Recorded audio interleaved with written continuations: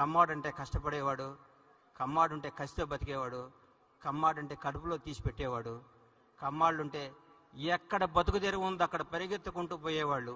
ఎందుకంటే నేనే చెప్తున్నా, 1973 సంవత్సరంలో తినటానికి ఇబ్బంది పడి మేము గుంటూరు జిల్లా నుంచి చిన్న సంవత్సరం పిల్లాన్ని చంకనేసుకొని చిన్న పిల్లల్ని నేర్చుకొని బతకటానికి కర్ణాటక వలస వచ్చిన కుటుంబం నుంచి వచ్చిన వాడిని నేను.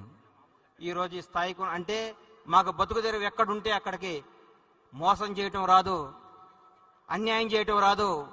కమ్మవాడికి వచ్చింది కష్టపడటం నేర్పిన విద్య కమ్మ జాతిలో ఉందని నేను గర్వంగా చెప్పుకుంటా.